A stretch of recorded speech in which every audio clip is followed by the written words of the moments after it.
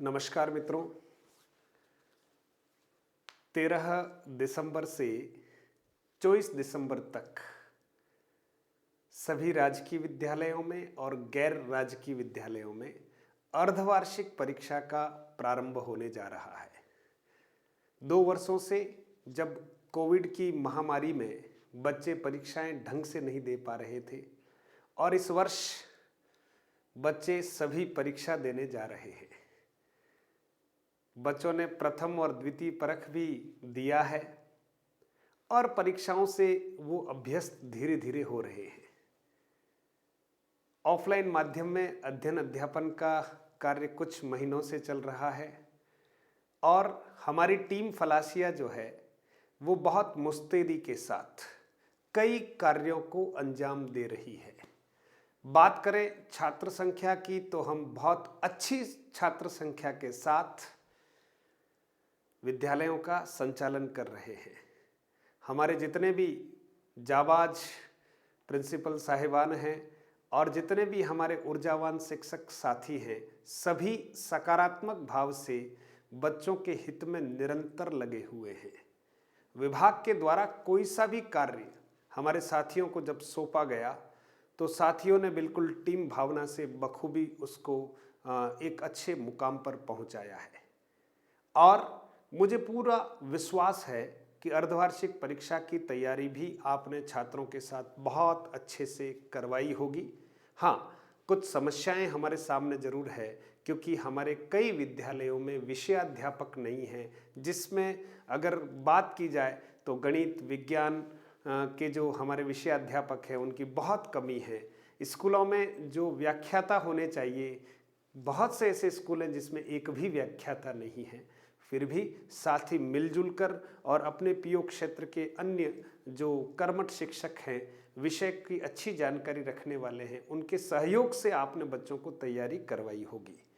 अब समय है परीक्षा का, तो सभी बच्चों को भी मैं इस अवसर पर ये कहना चाहता हूँ कि बेटा, हम अच्छे भाव से परीक्षा देने जाएं और परीक्षा की आपने तैयारी की होगी। जीवन में आप पढ़ाई के महत्व को कितना समझ पा रहे हैं ये तो आप पर ही निर्भर करता है, लेकिन बेटा जीवन में आगे बढ़ने के लिए अगर कोई बहुत अच्छा माध्यम है तो वो है पढ़ाई।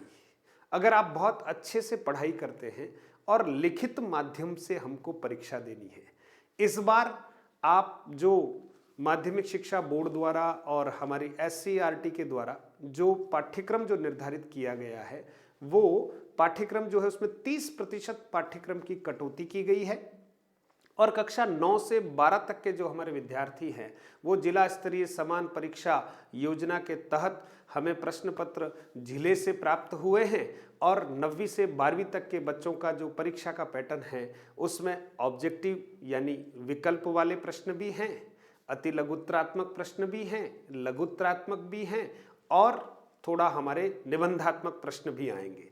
लेकिन आप सोचिए, जो कोर्स आपका 30% काट दिया गया है, 70% है, उस 70% में भी आपको उसके अनुपात में 60% कोर्स जो है अर्धवार्षिक परीक्षा में आने वाला है। तो उसकी तैयारी आपने अच्छे से कर ली होगी। लेकिन आप सोचिए, परीक्षा जो है वो बच्चों के मन में भय का कहीं न कहीं थोड़ा वातावरण उत्पन्न कर देती है। बच्चों, भयभीत होने की आवश्यकता नहीं है। 13 तारीख से परीक्षाएं शुरू हैं, बीच में आपको कुछ समय भी मिलेगा, है ना। तो आप सोचिए 13 से 24 तारीख के बीच में जब हमें परीक्षा भी देनी है और बीच में अगर हमें अंतराल मिलता है तो अगले विषय की हमें बहुत अच्छे से तैयारी भी करनी है। अच्छे बच्चे कभी घबराते नहीं हैं। हमने इतने वर्षों से परीक्षा दी है और हम अच्छे विषय की हम तैयारी करते हैं, तो आप बहुत अच्छे भाव से परीक्षा देने जाएंगे। माता पिता को प्रणाम करके और हमारे इष्ट देव को प्रणाम करके आप परीक्षा देने के लिए जाएंगे। अपने गुरुजनों को भी जरूर प्रणाम करें। हमारी सभ्यताएं और हमारी संस्कृति जो है वो बड़ी गौरवशाली है और उन्हीं संस्कृतियों और परंपराओं का निर्वहन करते हुए बहुत अच्छी मानसिकता के साथ, है ना, प्रसन्नचित्त होकर समय से 10-15 मिनट पहले हमें विद्यालय पहुंचना चाहिए।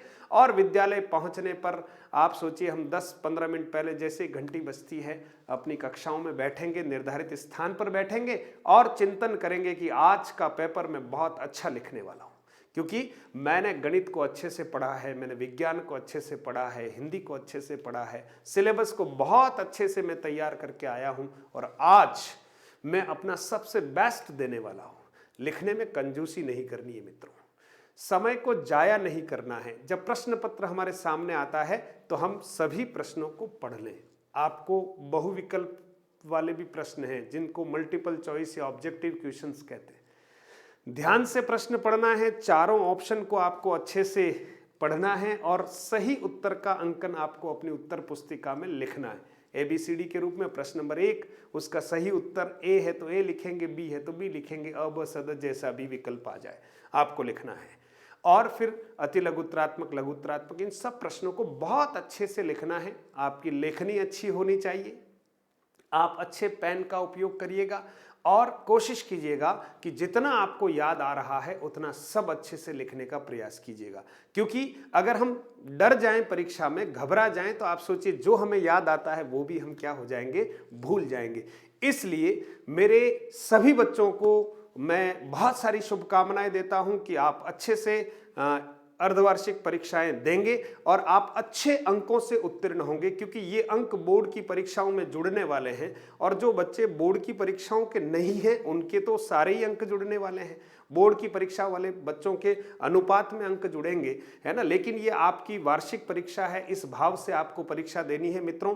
6 से 8 कक्षा वाले बच्चों के प्रश्न पत्र जो हैं विद्यालय स्तर पर ही निर्मित किए गए हैं और कक्षा 1 से 5 तक के हमारे जो विद्यार्थी हैं उनको CCE पैटर्न के आधार पर, सतत एवं समग्र मूल्यांकन पद्धति के आधार पर, पोर्टफोलियो के आधार पर उनका मूल्यांकन किया जाएगा। उनकी इस तरह की कोई लिखित परीक्षा नहीं ली जाएगी और उनको अंक दिए जाएंगे। तो मेरे सभी शिक्षक साथियों से मैं आग्रह करूंगा कि आप अच्छे भाव से, बच्चों को भी बिल्कुल अच्छे मन से परीक्षा के लिए आप प्रोत्साहित करेंगे और अच्छे वातावरण में हम हमारे बच्चों को अधिकतम बेस्ट देने के लिए हम प्रेरित करेंगे।